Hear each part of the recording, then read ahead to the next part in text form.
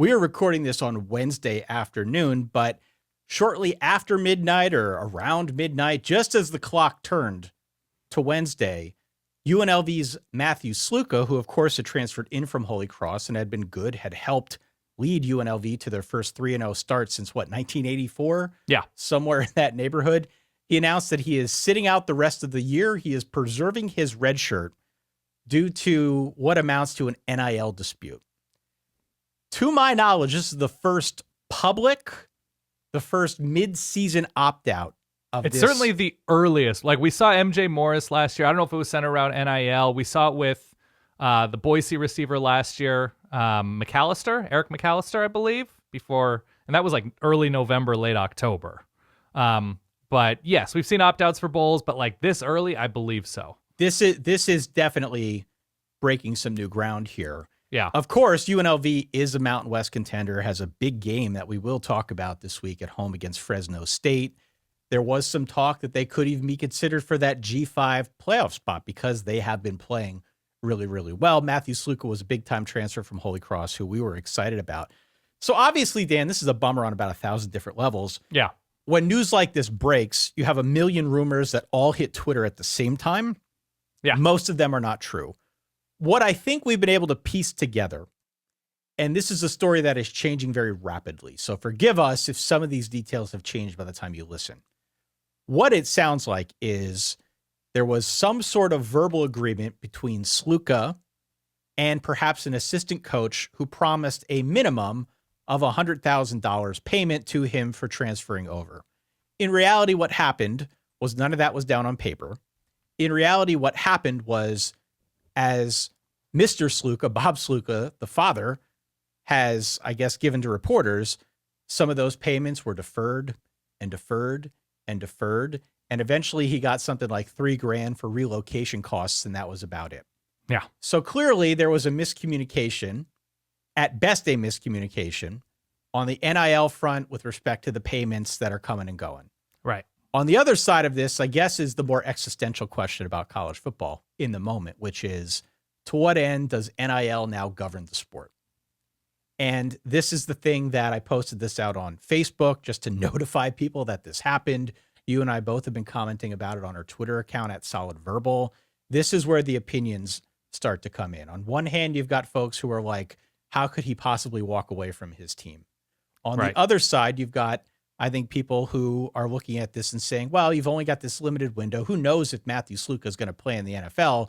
Lord knows his completion percentage doesn't dictate he is an NFL prospect at this point in time. Could change. He does not appear to be an NFL quarterbacking prospect. No. Right. Has shown flashes, and I liked what I saw, but there's a lot of cleanup that needs to be done. So if you're looking at it from that perspective, you're saying, hey, this kid's only got a limited window to try and collect whatever he's due from football before he has to go pro in something else. Right. I think you and I are firmly in the middle between those 2 points of view. But suffice to say, this has ignited the college football world, and there's a lot of conjecture out there. How do you feel about this? What was your reaction to this? That it sucks. That it sucks that a player felt, for whatever reason, that he needed to do this. And, you know, I believe both parties on a certain level, right? I believe, you know, the collective came out and said, we only do things on paper. We only contract. We don't do any verbal agreements. And I believe the Slukas feeling like they were told something out loud that was not followed through upon. And an assistant should never be the one promising money, right? No, the coaches are supposed to, I believe, facilitate, like, here, have a conversation with the collectives, but we don't deal with this. That's the way it's supposed to work. And so that nothing was ever down on paper. The collective is reporting that they did not hear from his unregistered Nevada agent. Marcus Cromartie is the agent at the time that he started allegedly contacting the collective in August. He was not a registered agent in the state of Nevada. So then they told him the collective told the agent to speak with UNLV directly because they only deal with registered agents in the state. What a mess, man. What a mess. Bob Sluka, the dad of Matthew Sluka, said that they were only given $3,000 for relocation, and that there were the collective said there were ongoing conversations about $3,000 a month during the season, and then there were reports out of like local media in Vegas that Sluka was asking for more money after starting 3-0, which then his family denied that ever happening. And so there is some version of the truth somewhere in there. And what it likely is a symptom of the fact that this sport has NIL, which is fine, and it's certainly great for the players, but there's no agreed upon industry standard. That collectives can sort of operate how they specifically want to operate, and that there's no actual governing body in this sport that lays everything out, that there's no employees, that like there's no set rule for all of this and set standard negotiating procedure. And like each collective does its own thing. We've got all these little fiefdoms of collectives, and schools have multiple collectives in some cases. And like, it's just, I hate to use the term wild, wild west because it's such like a weird, vague way of describing this, but there's no best practices. There's no standard for any of this. And if it is a situation where he was out loud promised something or up to something and it was misunderstood as a guarantee, I just, if NIL is going to be part of an athlete's recruitment, I think there just has to be something down on paper before enrollment to avoid this. And there has to be something in place that guarantees everybody's on the same page on paper before enrollment. And I know timing can be tough with like you want to enroll in the winter term and everything like that, and the portal window is pretty short. But what this is going to do eventually is it's going to advantage the places that are buttoned up, right? That it's not just about the collectives being buttoned up, it's that the communication is buttoned up. That coaches aren't negotiating, NIL deals or throwing out numbers, that there is like an official organization, a professionalized situation, be it wherever, at Florida State, at Oregon, at Minnesota, at Texas Tech, at Tennessee, at Fresno, wherever, that there has to be some sort of clear line of communication everywhere, and penalties. And I'm not talking about players deciding to leave 3 games into the season. Like, there has to be actual penalties if people are skirting what should be, direct lines of communication.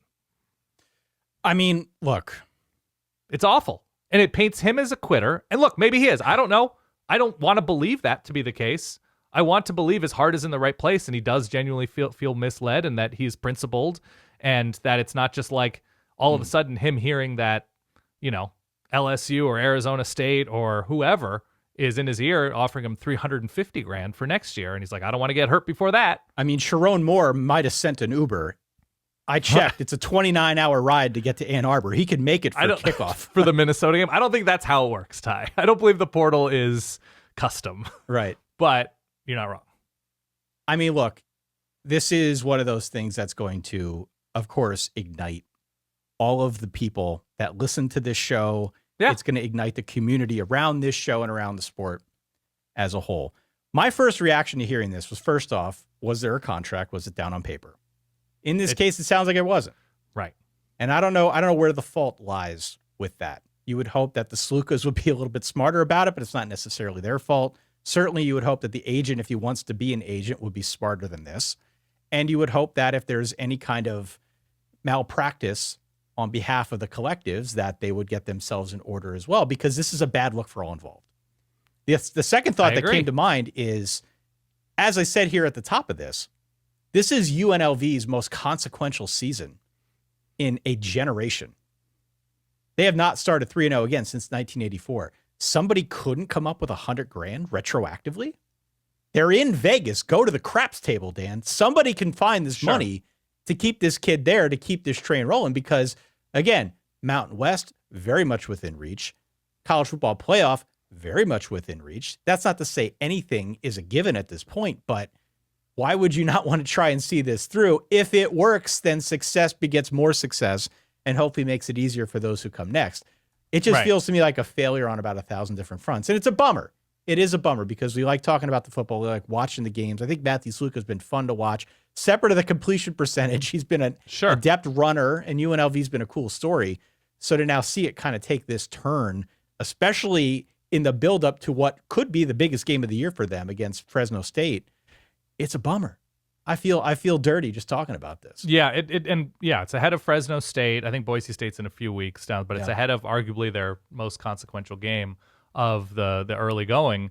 All due respect to Kansas and Houston, who have struggled. I don't know. I mean, the only, I guess, sympathy I might have for the agent here is if he truly was brought in August because the Slukas could not figure out a way to extract or whatever the money that they felt was promised to them.